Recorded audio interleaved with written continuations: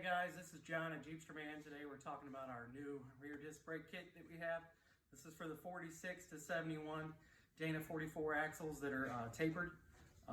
This is a new kit, and it turns out that a lot of these parts here, they're the same parts that come off the front of our kit, so we'll talk about these parts real quick and what vehicles they fit. So here in our kit, you're going to get brackets for both sides. Then you have the option, you can choose which caliper you want. I've got the caliper here for the e-brake provision if you want to run an e-brake. And we also just have a plain caliper that you can use with no e-brake. Both calipers, they come with pads. Those are going to be ready to go.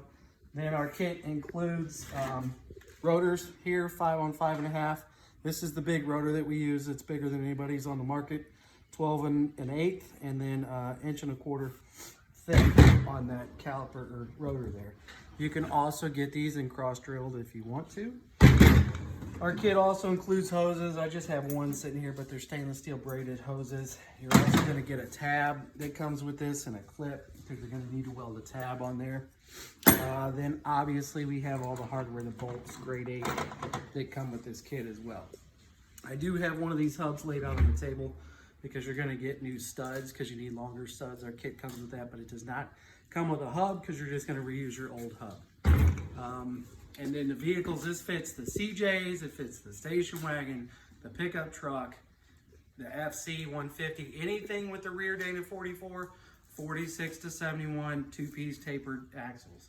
Then I'll show you over here. I do already have this kit installed. This one has the e-brake caliper on it. Now wheel spacer, I'm running 16-inch wheels. I do need an 1.5 inch wheel spacer for stock wheels. If you're using aftermarket wheels, some people don't need wheel spacers. It just depends on the wheel. So that's one already installed. Now we'll go back to the other side. And then we're just gonna run through this installation here. So the first thing you're gonna do, I already kind of did this. I took the dust cap off, take the cotter pin out, and then you have the axle nut. All right, so I got this one ready to come off. Go ahead and take that off. Take the washer off as well. And then you should be able to shimmy this whole drum and hub off at once.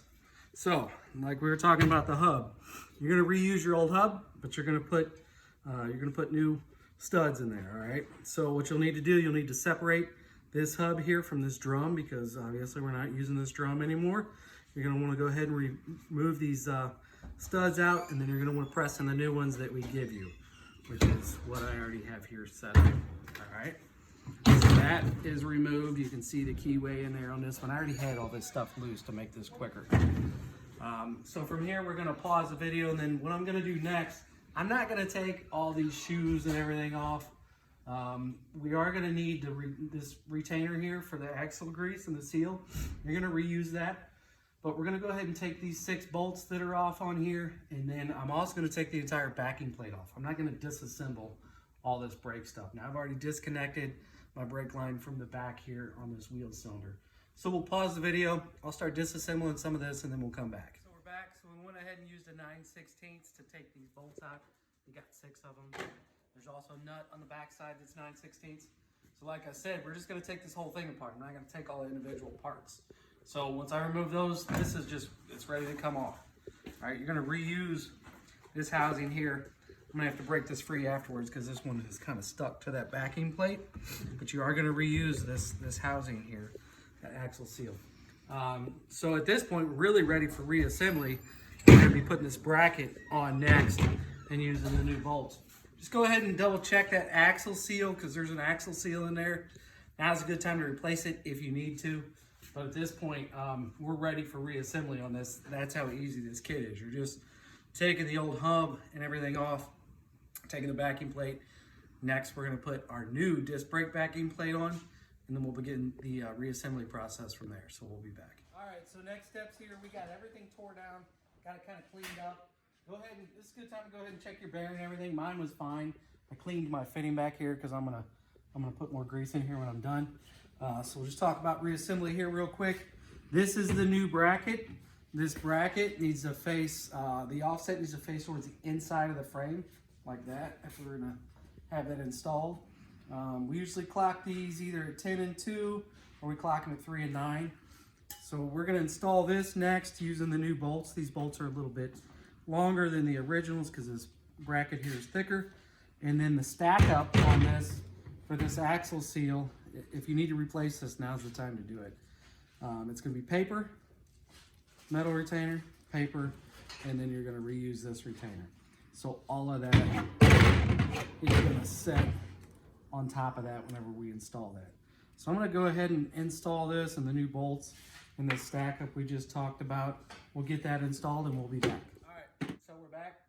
We went ahead and we got the bracket installed. Like I said, the offset should face towards the inside of the frame there.